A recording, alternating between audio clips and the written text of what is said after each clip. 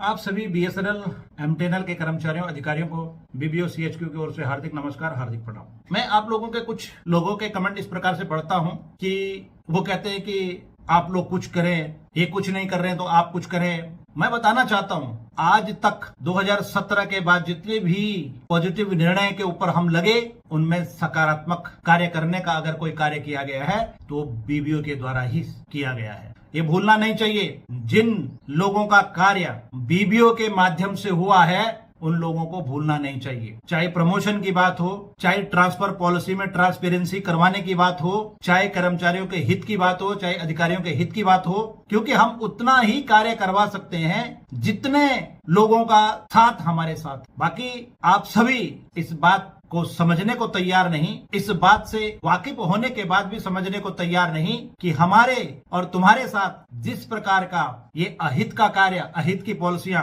हर सुविधाओं को बंद कराने का प्रयास, हर नई से नई तरीके से आप लोगों को के खिलाफ गलत पॉलिसी बनने का परिणाम सिर्फ और सिर्फ इन दो एसोसिएशनों की वजह से किया जा रहा है। लेकिन हम और आप लोग इनसे एक क्वेश्चन तक नहीं पूछ सकते हैं, एक प्रश्न तक नहीं पूछ सकते हैं, आप ये कर क्यों रहे हो। मैं आपको पहले ही बताना चाहता हूं, ना तो सरकार आपके खिलाफ कोई पॉलिसी बनाना चाहती है, ना बीएसएनएल वर्तमान मैनेजमेंट आपके खिलाफ कोई खिलाफ पॉलिसी बनाना चाहती है, लेकिन ये अपने निजी स्वार्थ में इस प्रकार की पॉलिसियों का क्रियान्वयन करा लेते हैं जिससे इनका स्वार्थ सधता है, स्वार्थ साधने में कामयाबी मिलती है। जब इस प्रकार के नकारात्मक जो कार्य किए जाएंगे तभी तो आप लोग इनको पूछोगे इसका क्या हो रहा है। इनका आज तक का इतिहास रहा है, जब से इनका जन्म हुआ है आज तक का इतिहास रहा है, इन्होंने किसी भी पॉलिसी को ना रिव्यू करने के बारे में कहा, ना किसी पॉलिसी को ठीक करवाने के बारे में कहा, और ना किसी पॉलिसी को